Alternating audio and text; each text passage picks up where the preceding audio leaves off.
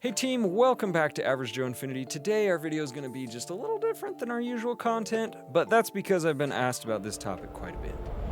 GameStop, the last of a dying breed. The nutshell version is, I think that GameStop is going the way of the T-Rex.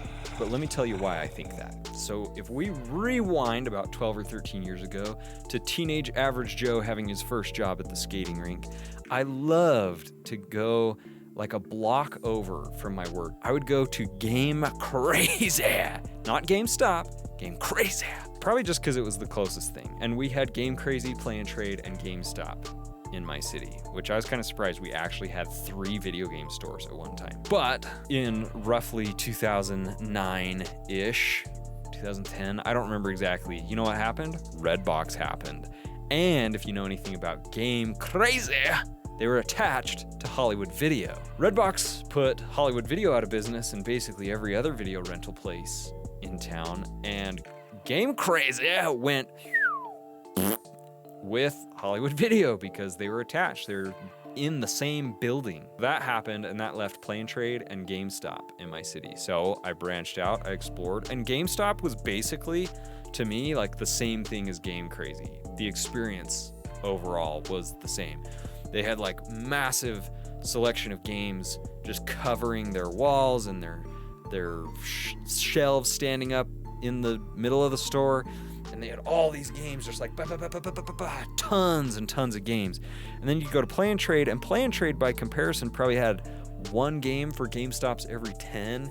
It was like, here's a game, cover facing out, 2 to 3 inches over, cover facing out. It was really sad. It was very apparent that it was like bleeding out like an old deer that got hit by a very slow moving car or something. I don't even know. But inevitably, Play and Trade's time came. So that left GameStop.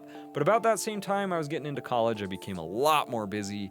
I kind of quit playing video games for a while, and so by the time I got out of college and kind of came back into the video game scene more heavily, digital games had really taken over. So I mean, we had Steam and Amazon had really taken over as far as being able to get physical copies of games. And so for me personally, I'm one of those people that if I can save money or if I can get my games more conveniently over a place like GameStop, then I will. And I don't always love supporting like the giants of their industry, but really all of these people we're talking about, all of these businesses basically are. And I will admit it would be sad to see some of that video game culture go away, of going to a video game store and experiencing that, and the TVs on the walls with games and you can just stop and play a game for a minute. So I'm not always like the biggest people person. I don't always love going out. And the other big thing for me is that I worked for a car rental company for like 6 months, which was like the worst thing ever, and I have a different video on that telling one of my stories, and maybe I should tell more of those stories. But what I learned while working car rental is that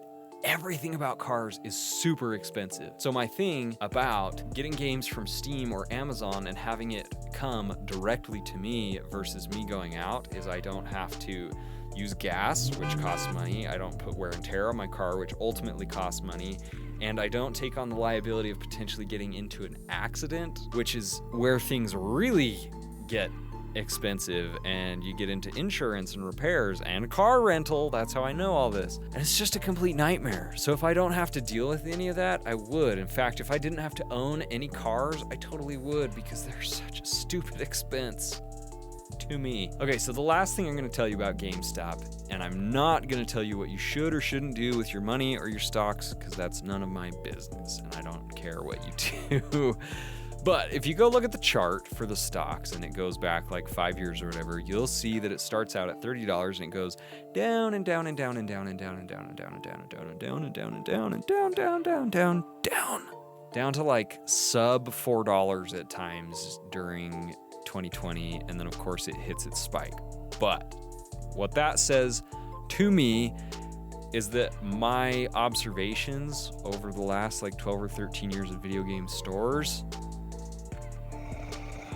they're going the way of the T-Rex, is my personal opinion. And like I said, I don't remember the last time I ever went to GameStop. So I don't know. I would be sad to see that video game culture be gone, but also I'm like part of that problem because I'm not contributing to that. So it it just is what it is. So I don't know. I'm more concerned about the fact that I'm giving away free video games. So go check out the free game gifts number 8 for a chance to get some free games. I'm just giving them away just because I can. So please share it with your friends. Tell them to come subscribe because that helps this little guy. And also don't forget that we do have our Average Joe limited edition original Infini-Tee shirts available for sale over at Teespring.